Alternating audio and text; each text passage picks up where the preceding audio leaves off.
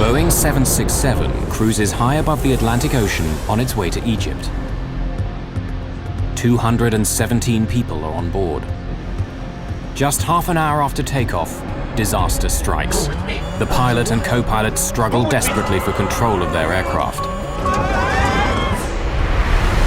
The lives of all on board will depend on these two pilots and what they do about this dive towards the ocean.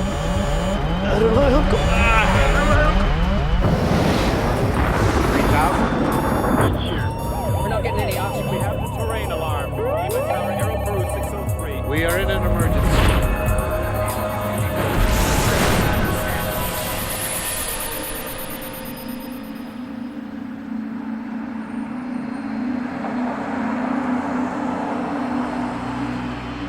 The John F. Kennedy International Airport outside New York City is one of the busiest airports in the world. In 1999, nearly 32 million passengers fly in and out. More than 340,000 flights take off and land. EgyptAir Flight 990 is destined to be one of the most controversial ever to leave this airport. The fate of this flight challenges the strength of an international friendship between two allies and uncovers a hidden mechanical flaw in one of the world's most popular airliners. The FBI will become involved. We reviewed surveillance tapes to indicate whether or not anything unusual was loaded on that plane. Investigators in two countries developed two different theories. Was this a tragic accident or a terrible crime?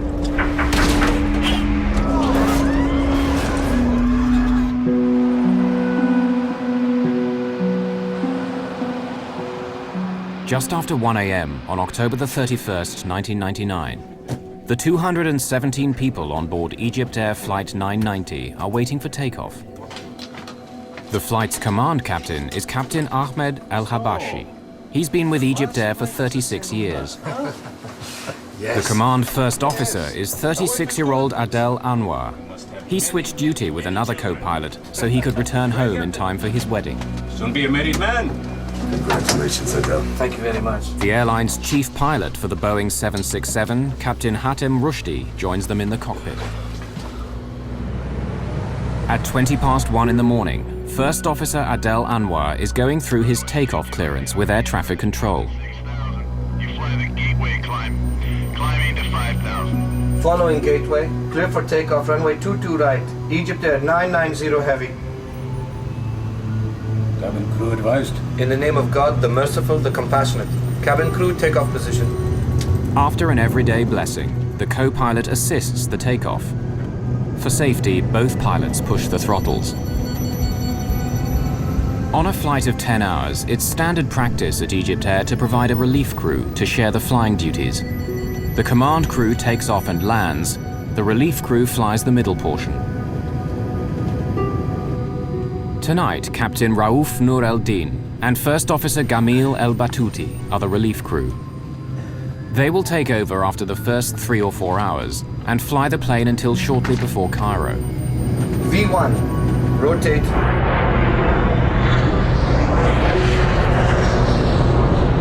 Positive rate of climb, both sides. 1,000. EgyptAir 990 heavy. Contact. Departure now. 125.7. 1257. Bye.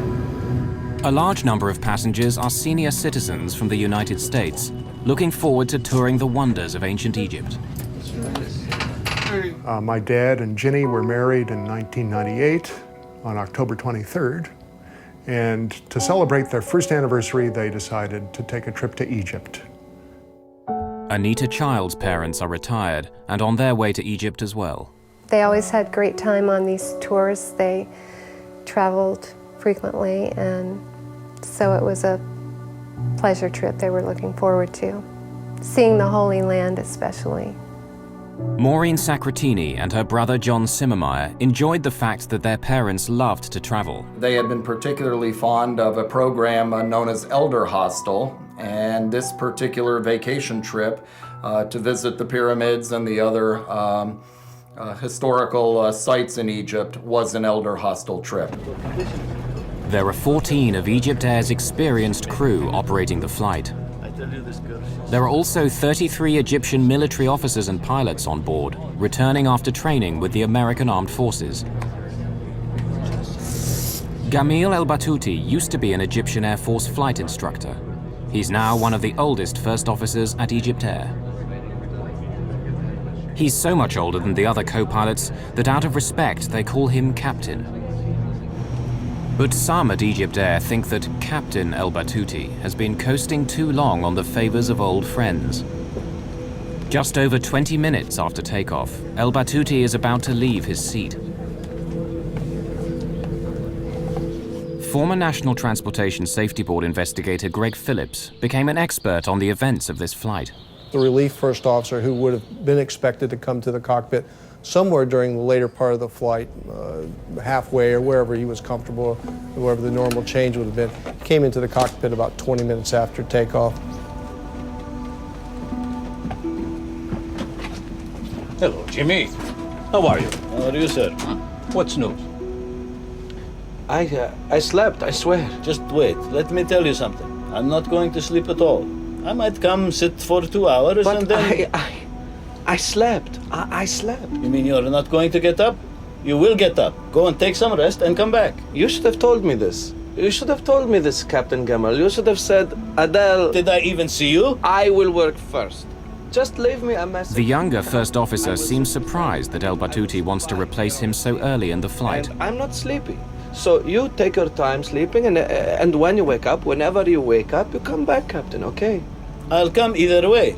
Captain. Come and work the last few hours and that's all? It's not like that. That's not the point. Look, if you want to sit here, there's no problem. I'll come back to you. I'll go get something to eat and come back, all right? Fine, fine. Look here. Why don't you go... Why don't they bring your dinner to you here, and then I'll go sleep, okay? That's good. Okay, with your permission, Captain. And with that, El-Batouti leaves to get his meal.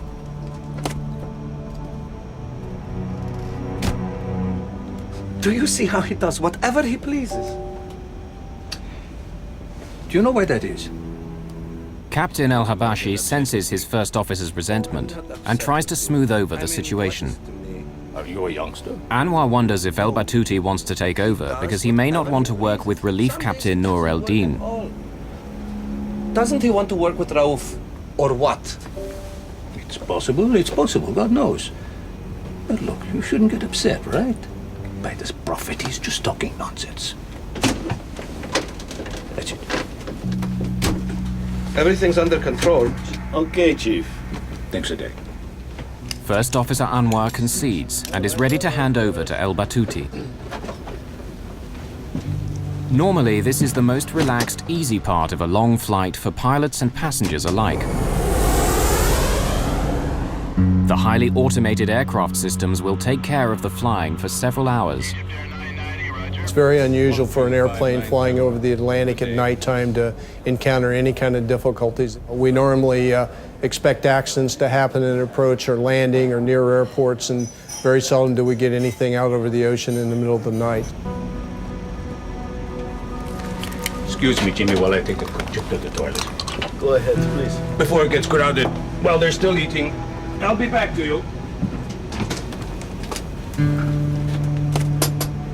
Before the captain returns, disaster will strike EgyptAir Flight 990. The fate of everyone on board will be in the hands of the co-pilot, the man who shouldn't be here in the first place.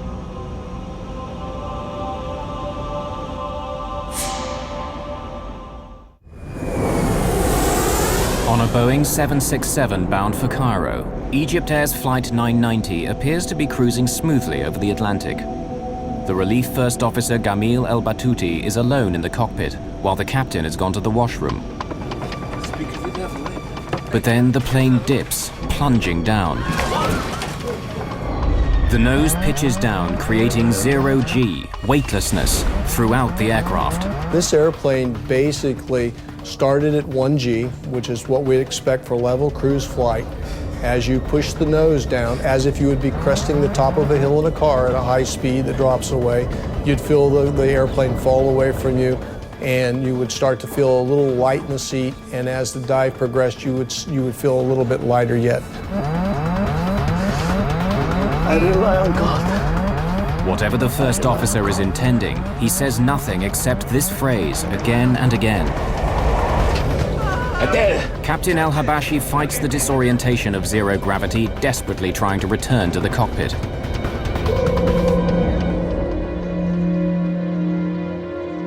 An American journalist living in France studied this flight extensively. 16 seconds after the dive began, when the airplane had gone into zero G and into negative G and was at an extreme angle, the captain somehow made his way back into the cockpit. How he did that physically, I will never know. Warning signals indicate the dive is exceeding the maximum speed allowed for the plane, taking them to 99% of the speed of sound.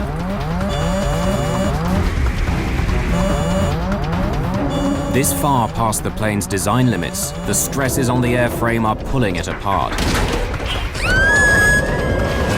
What's happening? Captain El Habashi pulls back hard on his control column.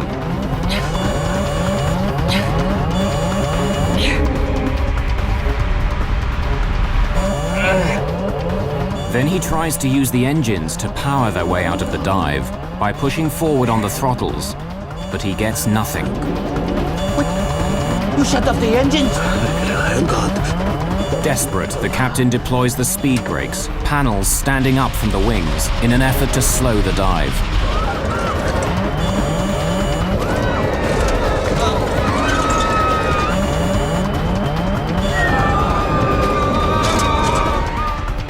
The dive is slowing, back from the brink of the sound barrier.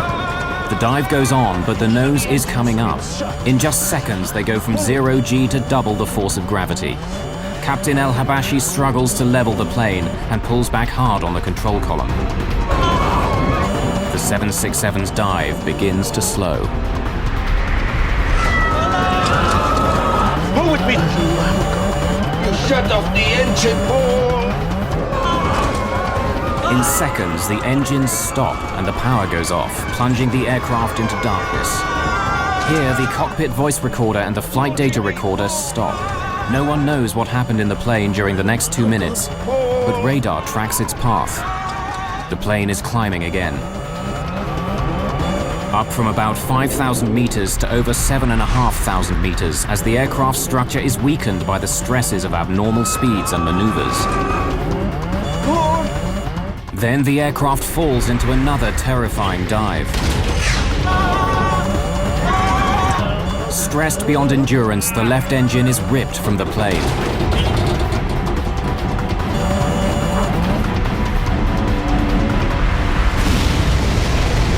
EgyptAir 990, New York Center. EgyptAir 990, if you copy... At 1:52 a.m., Flight 990 disappears from radar screens, crashing into the surface of the Atlantic Ocean, some 100 kilometers off the American coast.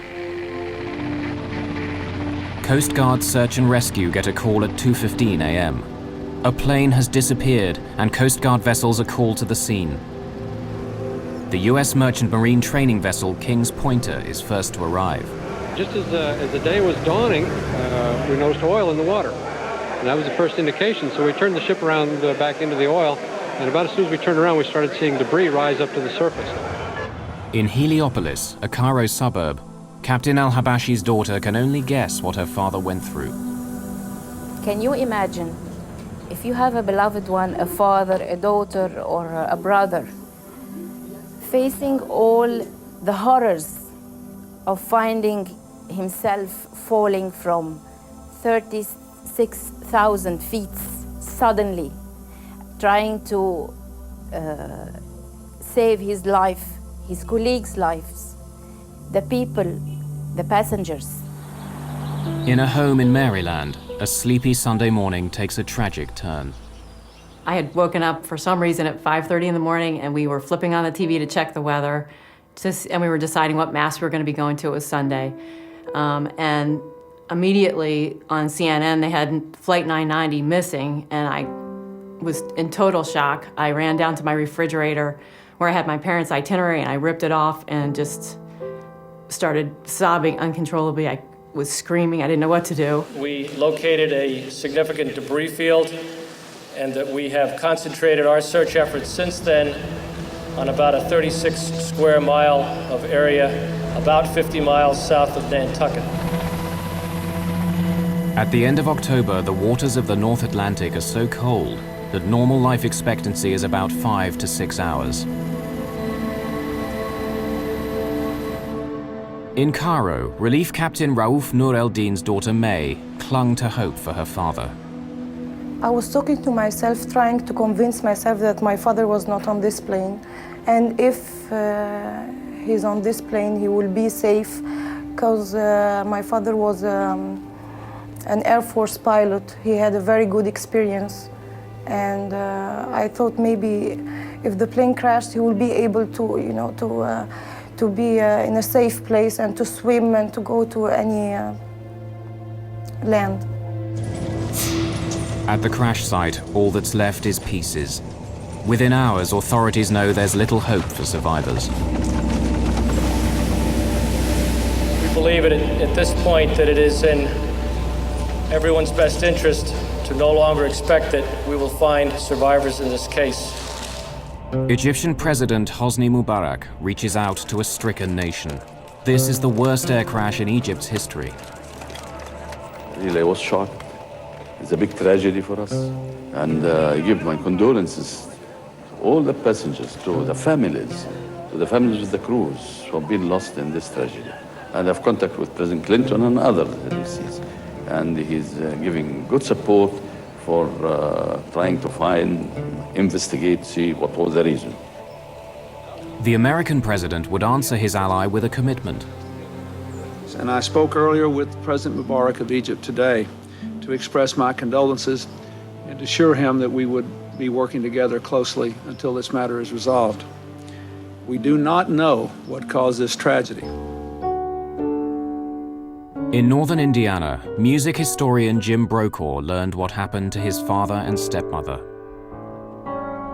One of the many things that I felt on that first horrible morning was the sense that people all over the world were confronting the same horrible circumstances that I was, and had the same sense of helplessness and disorientation that I did. Shocked and grieving, relatives arrive at Newport, Rhode Island. They will seek answers and share comfort. There were 100 Americans, 89 Egyptians, 21 Canadians, and 7 victims of other nationalities on board.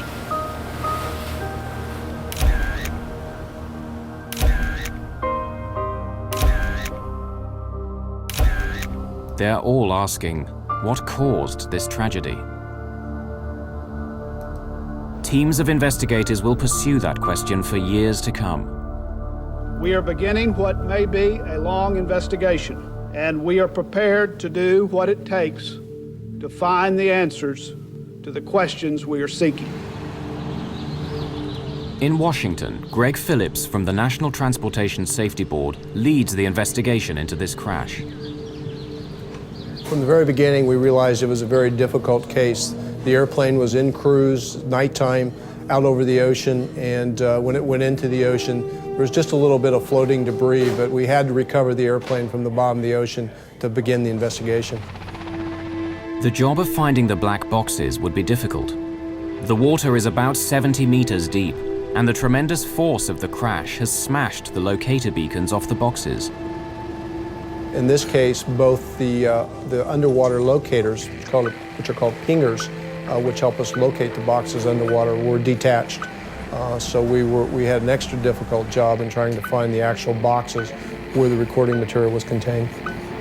9 days after the crash, the US Navy's unmanned submarine Deep Drone recovers the first of the 2 black boxes, the flight data recorder, which stores information about what the aircraft and its systems were doing.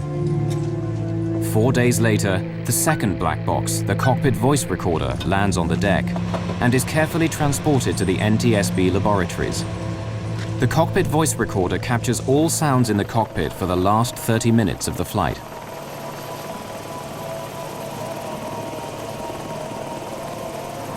The black boxes are protected to withstand impacts of 3,400 times the force of gravity. The recovery of the cockpit voice recorder provided a gripping and bewildering picture of the last minutes of a disaster. Here, investigators hope, is the key to unlock the mystery of Flight 990. Translating the Arabic spoken in the cockpit is a top priority at NTSB headquarters. The cockpit voice recorder was good quality. It was easily usable and translatable by the investigation team. The cockpit voice recorder is always just a piece of the investigation that fits many other pieces of a puzzle. It goes along with the flight data, recorded data, examination of the wreckage, and all the other aspects of the investigation. On major investigations like the crash of EgyptAir 990, the NTSB works routinely with the FBI. The physical evidence has to be managed in case it's needed in court. Former FBI Assistant Director Lou Shaliro is a veteran investigator and no stranger to air crashes. By the time EgyptAir occurred, we were fairly adept at looking at airline disasters, particularly with the view of developing whether or not a terrorist incident or a criminal act had occurred. The FBI checked for evidence of bombs, terrorists, or terrorist targets on the flight. Trying to determine luggage against the passenger list and whether or not there was anything unusual in the manifest, whether or not the people that loaded the plane could recall anything that would have caused them concern. We reviewed surveillance tapes to indicate whether or not anything unusual was loaded on that plane. We had no evidence at all of any explosive device on board EgyptAir that night. At the NTSB, American investigators found no fault in the aircraft from studying the flight data recorder. But Egypt's members of the investigation team insisted that not all the evidence was in. Much of the wreckage was still in storage on Rhode Island. They hope the cause of the crash can be found here. Egypt's representatives search for any possible mechanical cause for the crash. While they search, other theories are pursued. A study into the causes of airline crashes published in January 2001 points to pilot error as the cause of 1/3 of these accidents. It also finds a strong connection between bad weather and pilot error. But the crash of EgyptAir 990 occurred in clear weather with veteran pilots. What happened in the cockpit would divide the investigation and fuel an international controversy. October 1999, EgyptAir Flight 990 crashes into the Atlantic Ocean, killing all 217 people on board. The investigation develops in two directions: fault in the airplane and pilot action. Rumors swirl about what or who may have caused this terrible crash. One of the key questions: why was the relief first officer in the cockpit hours earlier than expected? He was supposed to replace Adel Anwar much later in the flight. But in Cairo, Adel Anwar's older brother Tarak has no problem with Adel being replaced in the cockpit. Suppose I am with one of my friends and we are traveling in a car and he asks me if he can drive instead of me. Is this going to be a problem? For example, if Adel didn't get enough sleep and Captain Jamil told him, "Let me fly the plane instead of you and you go rest," there is no problem with that. When the actions in the cockpit are put together with the voices recorded, a timeline emerges that indicates a series of initially bewildering decisions. I'll be back to you. The timeline reveals that after Captain El-Habashi leaves the cockpit, there's a series of sounds whose meaning can only be guessed at. Control it. And then the relief first officer disconnects the autopilot. I rely on God. Released from the autopilot's control, the plane starts to descend, rolling to the left. Egypt's experts described El Batuti's decision to shut off the autopilot as a possible reaction to an unusual movement of the aircraft, prompting him to take manual control. However, the leader of the NTSB investigation disagrees. We found no reason for the autopilot to be disconnected by a fault or failure in the airplane. Normally, all aircraft movements are meant to keep passengers comfortable, as though they were on the ground. After switching off the autopilot, El Battuti pushes his control column forward, lowering the elevator panels. So the flight data recorder indicates to the NTSB. Then he pulls the throttles back, reducing engine power. This causes the plane to dive. Egypt's investigators say El Battuti was not trying to crash the plane, and there may have been an elevator failure which he could not overcome.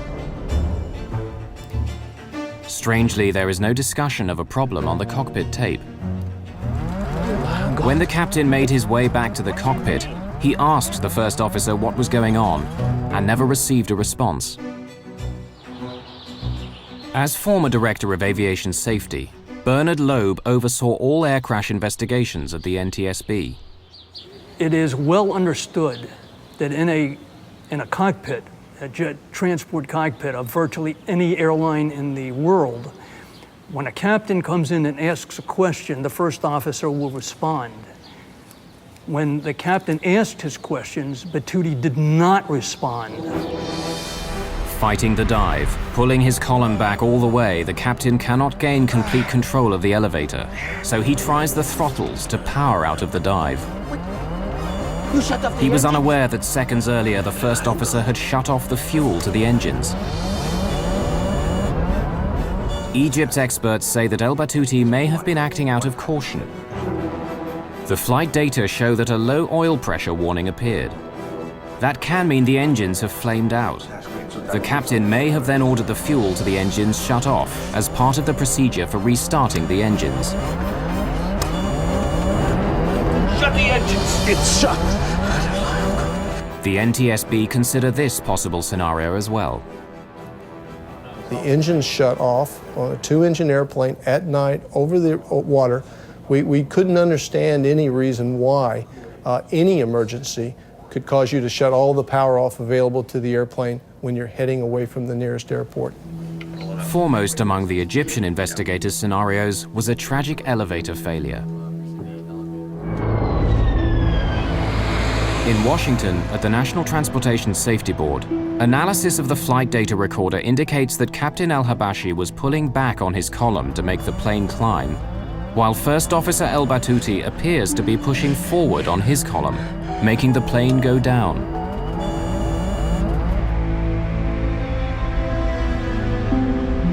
Elevators work simply. Pull back on the column and the elevators go up, lifting the plane. Push forward and the elevator panels move down to make the plane descend.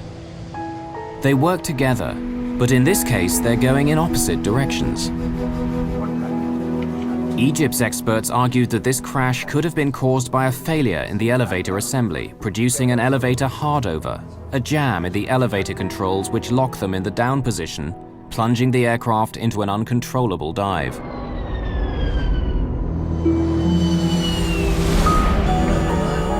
They stated that First Officer El Battuti was working to regain control of the elevators and added that he and Captain El-Habashi were working together.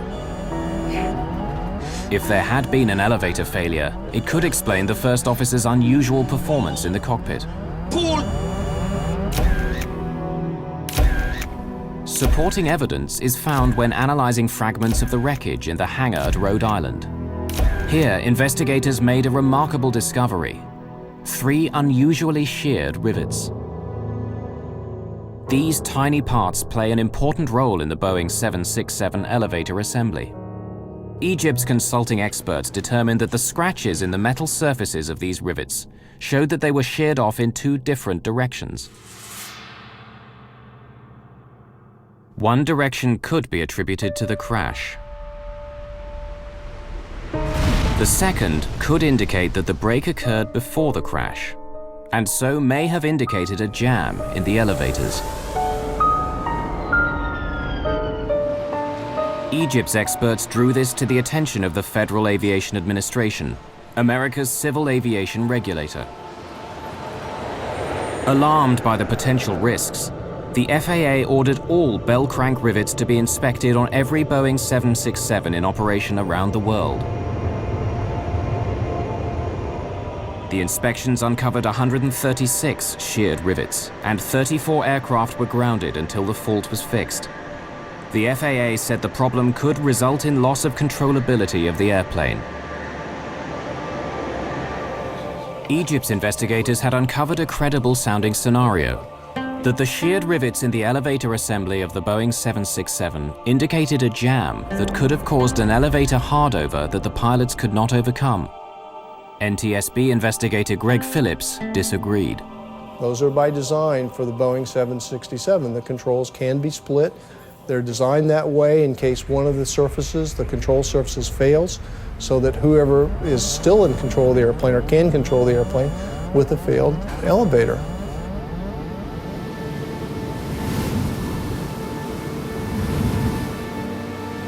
Before he became an investigative writer, William Langewiesche was a commercial airline pilot. Flight 990's maneuvers are programmed into a flight simulator in order for Langewiesche to test a pilot's reactions. To see an airplane going so wildly into a dive, to see the altimeters unwinding at that speed, to hear the horns and warning signals going off, is frightening. Whatever the cause of the dive, Langewiesche tries a variety of responses to recover from it. Finally, they asked me to wait at the extreme 15 seconds. To sit in a 767 or any airplane going out of control and do nothing for 15 seconds. 15 seconds is a long time. It's inconceivable, but I did it. And even at 15 seconds, even waiting 15 seconds, I was able, through no particular skill, really reacting almost as any student pilot would, to recover the airplane, recover from the dive, before the airplane exceeded its limits. No Boeing 767 has suffered from an elevator hardover and dive before or since the crash. The aviation experts hired by Egypt developed a wide range of scenarios, citing a fault in the elevator assembly as a possible cause of the crash. Based on the data, the information we have from the testing that was done as a group effort with all the best thinking everybody had at the time, we could not make this airplane do what it did with any of the failure scenarios that were presented to us. While mechanical failure scenarios were exhausted and terrorism was excluded, the FBI continued to dig into the life of First Officer Gamil El-Batouti. Less than 3 weeks after the disaster, news media report that in the final moments before the crash, El-Batouti said, "I have made my decision. I put my faith in God," causing many to believe he might be an Islamic militant bent on destruction. But the translation was incorrect. From our initial review of Batouti's background, he was a fairly religious person, but I don't think we had anything to determine that his religious beliefs were radical or beyond what would have been a normal religious person. What had Batouti said? And what does it mean? Egyptian professor Amin Bonar teaches Arabic at Georgetown University in Washington. Tawakkaltu means I depend, I rely, I trust, and ala, on, and Allah is God. Oh, tawakkaltu ala Allah, on God, I rely, I depend in whatever I'm going to be embarking on. People use it when they start a trip, when they start driving, going back home, you say tawakkaltu ala Allah. When you have an exam, you begin by saying tawakkaltu ala Allah. It's a very positive phrase. So it's not the kind of phrase that anyone would be using before they commit a crime or before they commit suicide. Tawakkaltu ala Allah. To say this common phrase once was normal, but El-Batouti repeated it 11 times. What's happening? Tawakkaltu ala Allah. I expect that Captain Batouti would say, there is a fire in the engines, something stopped, I can see something's hitting the plane, anything like that. But he go on endlessly saying, Tawakkaltu ala Allah. This is not logic. For the El-Batouti family, their grief would be compounded by the need to defend their father's honor. When he died, the one thing we had to reassure us was that he had died honorably. And now they're trying to take that away from us. There is a lot of mechanical failures. Why you have only to say that it's a deliberate act, no mechanical, no weather, no mechanical, no weather. So why? Because he's an Egyptian pilot. Chairman Jim Hall allowed that it could have been a criminal act rather than an accident. The investigation could end up in the hands of the FBI alone. It is only prudent for the National Transportation Safety Board to consult with these experts and officials to fully evaluate this information prior to any final decision on whether the responsibility for this investigation should transfer to the Federal Bureau of Investigation. Egypt's President Hosni Mubarak, formerly commander of the Egyptian Air Force, had known Gamil el-Batouti, according to his nephew Walid. Mubarak asked President Bill Clinton to intercede to keep the crash from becoming an FBI matter. Since the crash, Walid el-Batouti, nephew of Gamil, has become the el-Batouti family spokesman. You have to understand that the highest ranking in this country, which is the Egyptian president, was an Air Force pilot. And he was asked, and he says, according to my experience, it's in the tail unit. Something happened there. It's not suicide. It could be either a mechanical failure, a manufacturing failure, something. In America, the FBI focuses on Gamil el-Batouti and the question of motive. The FBI would learn about the man in control of EgyptAir 990, interviewing colleagues and friends, discovering a dark side to Gamil el-Batouti. Investigating the cause of the crash of EgyptAir 990, the spotlight falls on the character and history of Relief First Officer Gamil el-Batouti. He was 59 years old, approaching 60, had never risen above the rank of first officer. That may have caused him some animosity towards EgyptAir. Had some personal issues in his own life, in terms of financial, some issues in terms of his family members being sick, needing medical attention. They've used the daughter in the accusation as they said she was sick, and that's why maybe he committed suicide. Before we go to this, I will give you the reason. First, the doctors have already, on that particular flight, have already told them that your daughter is going positive with the medication and everything is going fine, and he was extremely happy. He was so excited to come back. Gamil el-Batouti was bringing her medical records back that night, among other things. Okay, he bought tires for his son, and an argument went on the phone between him and his son. My father called me to come to the airport because he could not carry all 4 tires himself. He says, listen, I carry your tires all the way from the States. You don't want to come and carry it from the airport? It's a very natural thing. A man is going to commit suicide. Why would he do this? In New York, the FBI continued their investigation at the Hotel Pennsylvania, where EgyptAir had a block booking of about 50 rooms for their crews. The investigation that the FBI was able to do, as far as Batouti's background, probably spanned a period of about a year or so, at least from the records that we were able to obtain, and from the interviews we did at the various places that he stayed. So he did have, I think, a propensity to engage in behavior with some of the hotel people in terms of sexual misconduct. Hey, pretty lady, where did you get to? Which, you know, at the time really appeared to be totally out of the realm of what was normal for a person of that status to do. A husband and father of 5, Gamil el-Batouti was notorious for leering at and bothering female guests and hotel staff. Come to my room. The FBI learned that 2 years before the crash, 2 young women reported that he called them on their hotel room phone, telling them to look out the window across the courtyard. You have a good time too. When they did, they saw el-Batouti exposing himself and reported the incident to hotel security. His provocative behavior would continue. A hotel maid told the FBI that the night before the crash of EgyptAir 990, el-Batouti had sexually harassed her again. No, I want to talk to you because look, I give you $100 if you just come to my room. I'm not here for that. Oh, sure. I'm here to work. Just leave me alone. Don't be like that. When the maid reported the approach, Another addition was made to the hotel's record of sexual harassment of guests and staff by El Batouti. The allegation of the hotel, as far as they said, it happened way before, not 1 day before the flight.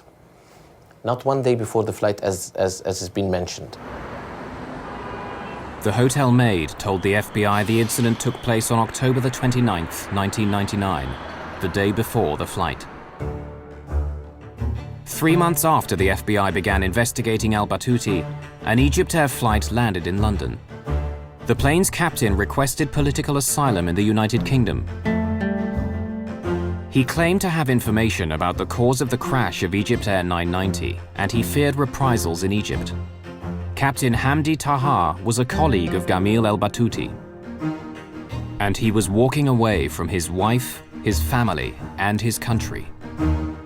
The FBI sent a special agent, and along with a British security officer, he interviewed Captain Taha. Were you aware of El Batouti displaying sexually inappropriate behavior? Yes. This is very important. I heard it from pilots who I trust. Batouti got into trouble for sexual misbehavior in New York with maids and following women and so on. The airline tolerated this for a while, and they told him several times, maybe you can get away with this normally, but this is America. You represent our country.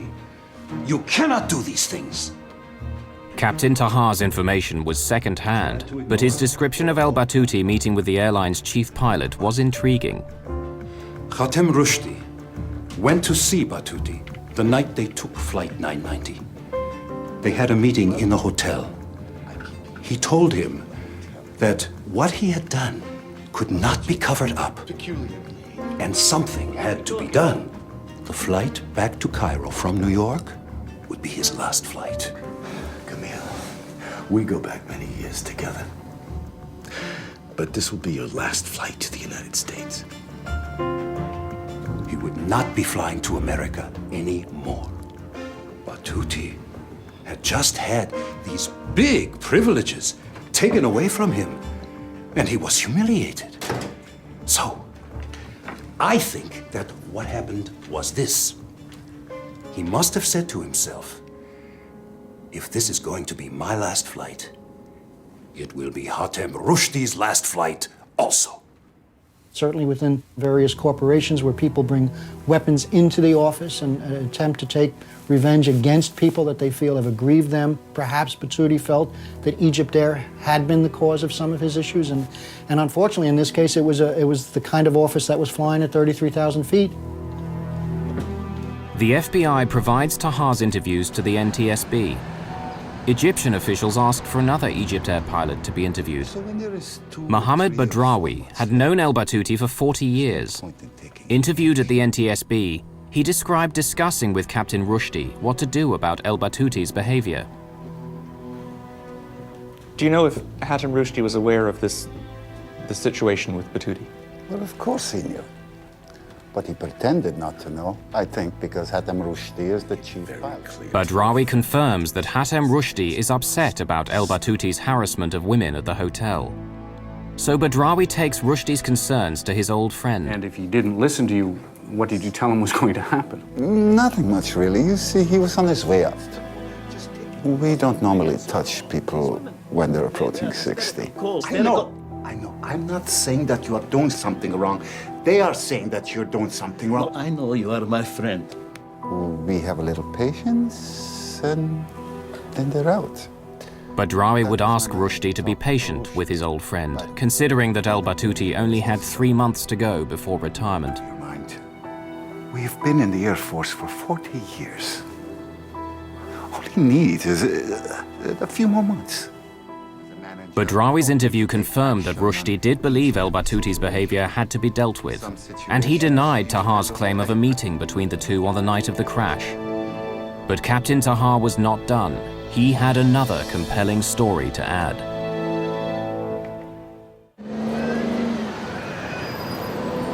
In London, an Egyptian pilot has requested political asylum and is offering an insider's view of the most controversial tragedy in the history of EgyptAir. Captain Tahar revealed to the FBI how EgyptAir briefed its pilots about the crash.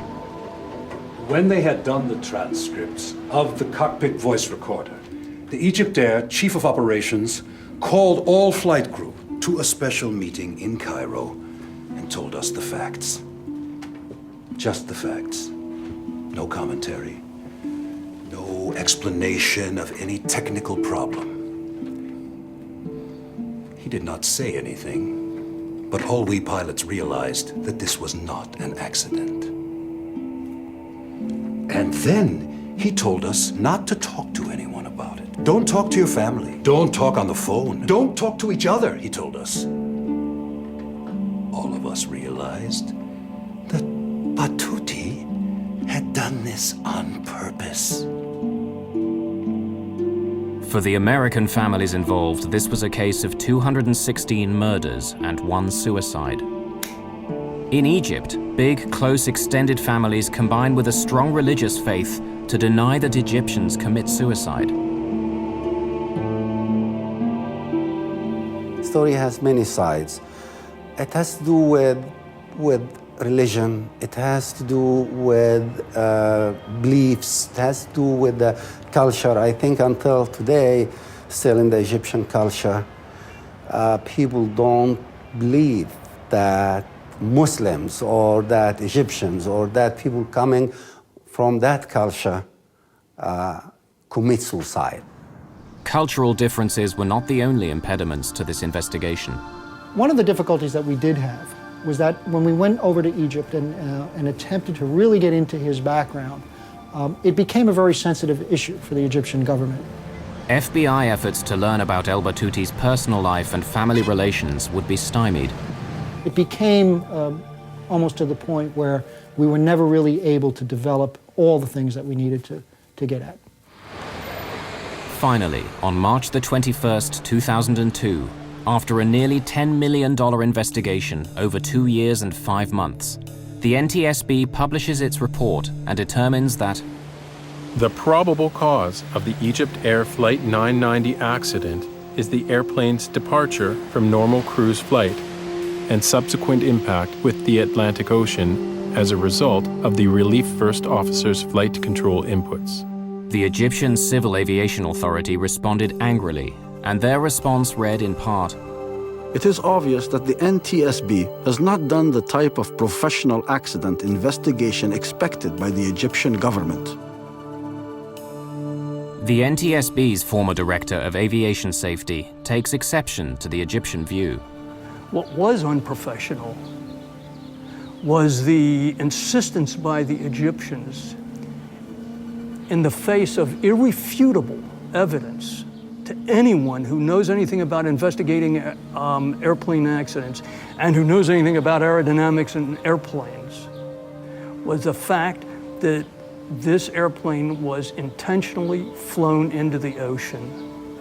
No scenario that the Egyptians came up with, or that we came up with, in which there were some sort of mechanical failure in the elevator control system would either match the flight profile or was a situation in which the airplane was not recoverable. Like many of his countrymen, the loyal nephew cannot believe his uncle Gamil was a mass murderer. This is a simple plane crash. It was put and made like this for no reason. It shows that it's a cover-up. Greg Phillips takes pride in having thoroughly investigated every lead and every scenario. When we sign on to be accident investigators, we do it with the idea that we're going to keep the next one from happening, not to cover up one that did because of whatever reason may be given to us. I've never known that to happen. I've never even known it to come close to happening. There continue to be differing perspectives on the crash of EgyptAir Flight 990, and unanswered questions remain for broken and damaged families. For many of them, answers to how and why this plane crashed will forever be a painful mystery.